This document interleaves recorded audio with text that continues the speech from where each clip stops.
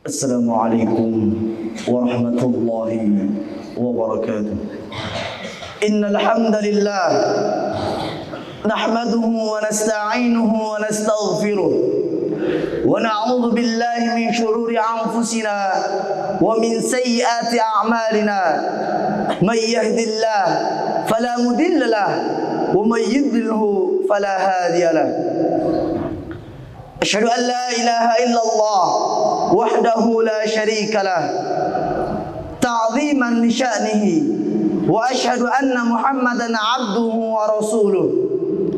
Allahumma salli wa sallim ala asyrafil anbiya'i wal mursalin sayyidina Muhammad wa ala alihi wa sahbihi ajma'in wa sallim tasliman katsira. Amma ba'd.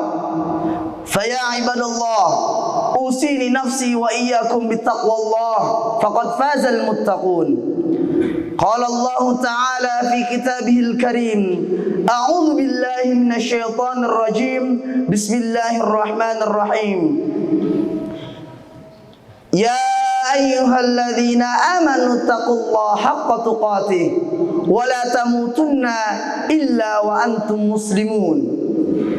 عباد الله، يقول الله تعالى في كتابه الكريم: نحن نقص عليك نبأهم بالحق إنهم فتية آمنوا بربهم وزدناهم هدى.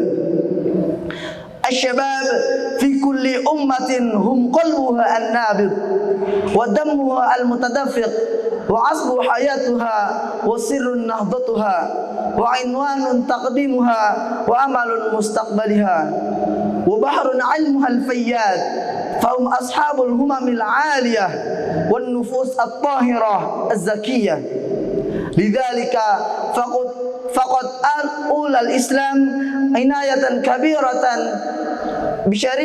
بشريعة الشباب، حيث كانوا أسرع شرائح المجتمع استجابة للدعوة الإسلامية، فقد دخلوا في دين الله أفواجا. إن الشباب هم أعظم ثروة في الأمة، فثروة الأمم ليست في الذهب الأبيض ولا في الذهب الأسود، وإنما في الإنسان، فهو أعلى من كل شيء وأعظم ما يكون الإنسان في حالة الشباب، لأن حالة الشباب هي مرحلة القوة والعطاء، فالشباب قوة بين الضعفين، ضعف الطفولة وضعف الشيخوخة، كما أشار إلى ذلك القرآن الكريم في قوله تعالى: الله الذي خلقكم من ضعف ثم جعل من بعد ضعف قوة ثم جعل من بعد قوة ضعفا وشيبة. جماعة جمعة رحمكم الله. وقد اهتم الإسلام بالشباب فجاء ذكرهم في كتاب الله وسنة رسول الله صلى الله عليه وسلم لبيان فضل هذه المرحلة وأهميتها ولفت الأنظر إليها، فيذكر ربنا تبارك وتعالى في كتابه الكريم من قصص المرسلين والصالحين الأولين ما فيه هداية للبشر. فقال تعالى: قد كان لكم أسوة حسنة في إبراهيم والذين معه وقدوة بهم في إيمانهم ودعوتهم وصبرهم. وقد قال ابن عباس رضي الله عنهما: ما بعث الله نبيا إلا شابا ولا أوتي علما عالم إلا وهو شاب. وفي القرآن سورة تتحدث عن قصة يوسف عليه السلام، وفيها من عبر والوفائد شيء كثير، وهو أحسن قدوة للشاب في العفة والطهر وإيثار مرضات الله، وإن ناله ما ناله في الدنيا من تعب وعناء.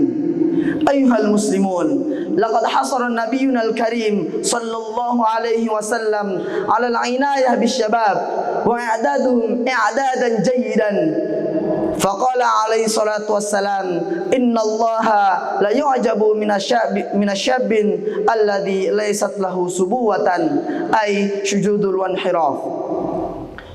وبينما كانت الشاب الملتزم بطاعة الله والعبادة له حيث يقول صلى الله عليه وسلم سبعة يظلهم الله في ظله يوم لا ظل إلا ظله وذكر منها شاب نشأ في عبادة الله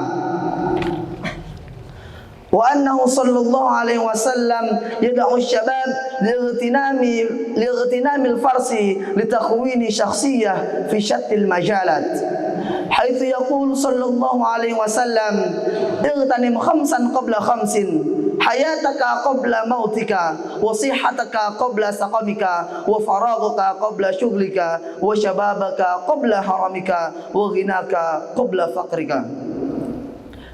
ويبين عليه الصلاة والسلام أهمية هذه المرحلة وما يرتب عليها من تبعات ومحاسبة ومسؤولية رب العالمين حيث يقول صلى الله عليه وسلم لا تزول قدما عبد يوم القيامة حتى يسأل عن أربع عن عمره فيما أفناه وعن شبابه فيما أبلاه وعن ماله من أين اكتسبه وفيما أنفقه وعن عمله ما عمل فيه. معاشر المسلمين وزمرة المؤمنين إن الشباب بالمسلم هو الخير هو العطاء والبناء وهو بغير الإسلام تعاسه وبلا وعلى الشاب المسلم أن يعرف دينه ويتفقه فيه ويمثل الإسلام في سلوكه وعمله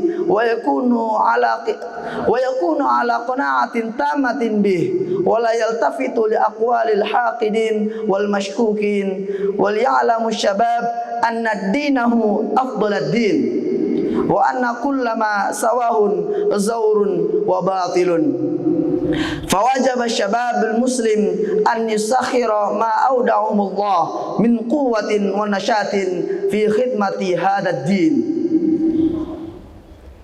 على الشباب أن يعلم أن أمته هي خير أمة أخرجت للناس وأن هذه الخيرية ثابتة لها ما دامت متمسكة بدينها. على الشباب أن يكون همه بعد إصلاح نفسه إصلاح الآخرين وعلى الشاب أن يكون دائم الارتباط الله تعالى من خلال أداء الصلاة في وقتها وكثرة الذكر والدعاء واستعانة به في جميع الأمور والتوكل عليه ومحافظة على أوراد والأذكار الشريعة. على الشاب أن يصبر على مشقة فعل الطاعة وترك المعصية حتى تستقيم نفسه على ذلك تستدل به فإن الخير عادة. يا معاشر الشباب بر الوالدين قربة وعبادة والإحسان إليهما هو وظيفة الشاب المسلم تحل بخلق الصدق والوفاء فإن الغضب من الشيطان والطلب معالي الأمور ولتكن همتكن عالية وتصلح بعلم والأداب. إن الواجب عليكم أيها الشباب أن تتمسكوا بكتاب ربكم وسنة نبيكم صلى الله عليه وسلم وفيهما سبب العزة والكرامة وسبب الفلاح والنجاح كما قال صلى الله عليه وسلم كل أمتي يدخلون إلى الجنة إلا من أبى قيل ومن يأبى يا رسول الله قال من أطاعني دخل الجنة ومن عصاني فقد أبى. واسمحوا لي أن أوجدنا أن إلا أحبابنا من شاب الكريم أقول لهم يا أحباب أعطوا للآخرين قدوة صالحة في كل شيء كما فعل الصحابة والتابعون وإذا كان لهذه الأمة من أمل إنقاذ ورجاء هداية والإصلاح فأنتم أيها الشباب أملها ورجاؤها وسر نهضتها وبقائها. بارك الله لي ولكم في القرآن العظيم ونفعني وإياكم بما فيه من الآيات وذكر الحكيم wa taqabbalallahu minni wa minkum tilawatahu innahu huwas sami'un alim. Wa aqulu qawli hadha fastaghfirullahal azim li wa lakum wa lisairil muslimin min kulli dam fastaghfiruh innahu huwal ghafurur rahim.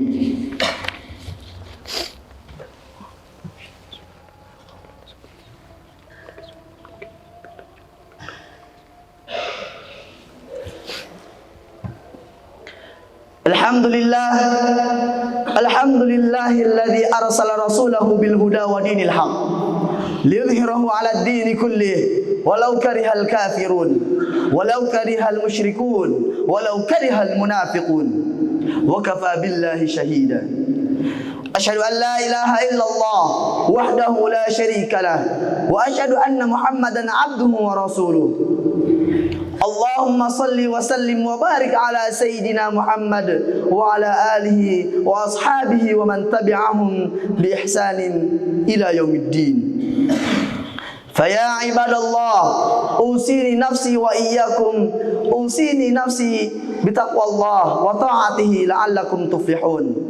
فقال الله تعالى في كتابه الكريم أعوذ بالله من الشيطان الرجيم بسم الله الرحمن الرحيم يا أيها الذين آمنوا اتقوا الله وقولوا قولا سديدا يصلح لكم أعمالكم ويغفر لكم ذنوبكم ومن يطع الله ورسوله فقد فاز فوزا عظيما. Hadirin jamaah Jumat yang dimuliakan Allah Subhanahu wa taala. Generasi muda merupakan generasi penerus yang sangat berpengaruh dalam proses pembangunan bangsa Indonesia. Dalam sejarah bangsa Indonesia, bulan Oktober merupakan bulan kebangkitan para pemuda-pemudi Indonesia. Hal ini berkaitan dengan adanya Sumpah Pemuda sebagai salah satu tonggak sejarah yang penting bagi perjuangan bangsa Indonesia. Kongres Pemuda Indonesia II yang dilaksanakan pada tanggal 27-28 Oktober 1928 telah melahirkan sebuah sumpah yang menunjukkan tentang eksistensi negara Indonesia pada saat itu. Bunyi yang terkandung pada Sumpah Pemuda mempunyai makna yang mendalam bagi pemuda dan pemudi dalam mencintai dan mengakui Indonesia sebagai tanah airnya.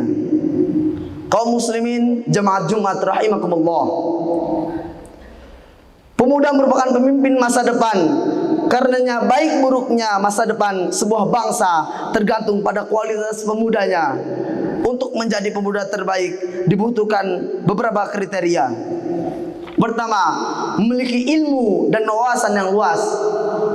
Hal ini sebagaimana firman Allah Subhanahu wa taala dalam Quran surat Al-Mujadalah ayat 11 yang artinya Allah Subhanahu wa taala akan meninggikan derajat orang-orang yang beriman dan berilmu beberapa derajat. Lalu ayat tadi dikuatkan juga dengan hadis Nabi sallallahu alaihi wasallam yang sudah populer kita dengar. Barang siapa yang menginginkan dunia maka harus dengan ilmu. Barang siapa yang menginginkan akhirat maka dengan ilmu. Dan barang siapa yang menginginkan kedua-duanya maka harus dengan ilmu.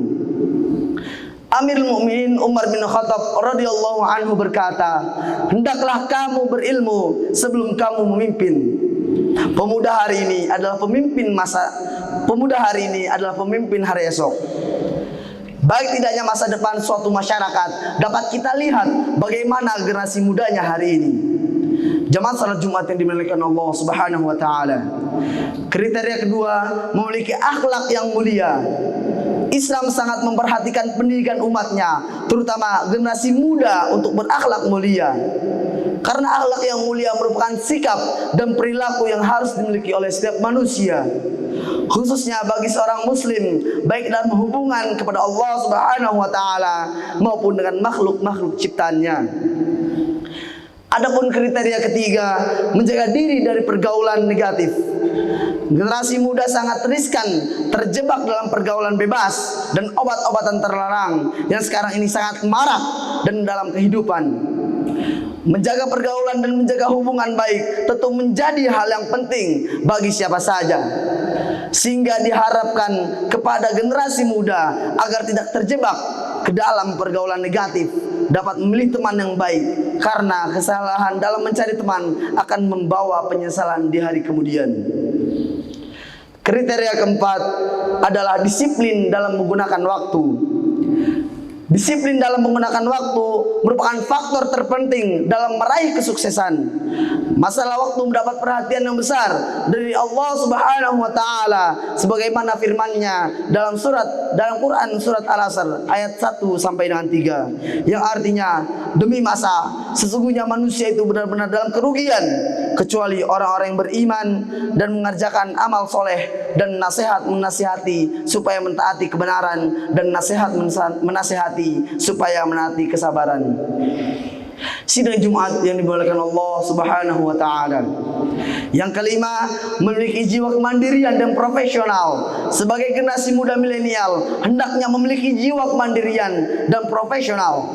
Seorang muslim bukan sekasar boleh menjadi kaya raya, bahkan memang harus kaya agar dapat melaksanakan ibadah haji dan membantu saudara-saudaranya yang membutuhkan melalui infak, sedekah, dan amalan-amalan yang lainnya. Dan yang paling penting, yang terakhir, yaitu pemuda yang tumbuh dalam beribadah atau mengabdi kepada Allah Subhanahu wa taala. Di hari kiamat kelak, Allah akan memberikan apresiasi yang besar kepada para pemuda yang tekun beribadah. Kenapa? Karena banyak pemuda biasanya memang selalu cenderung rawan menjauh dari hal-hal positif yang bersifat mengabdi atau beribadah kepada Allah Subhanahu wa taala. Menjadi pemuda rajin beribadah yang kelak akan memperoleh naungan dari Allah Subhanahu wa taala tentu tidak mudah. Perlu tekad yang kuat dan disadari dengan keimanan yang kokoh kepada Allah, sehingga beribadahnya menjadi lifestyle atau hobi, yaitu kesenangan yang pada gilirannya merasa menjadi kebutuhan. Jika seorang hamba dalam mengabdinya kepada Allah merasa sebagai kebutuhan, maka kebutuhan hidupnya di dunia akan dipenuhi oleh Allah Azza wa Jalla. Mudah-mudahan generasi muda kita dapat menjadi generasi muda yang milenial, yang sesuai dengan ajaran agama Islam, dan dapat membawa kemaslahatan bagi kehidupan dan perkembangan umat, agama, bangsa, dan negara kita. Amin. Amin. Amin ya rabbal alamin.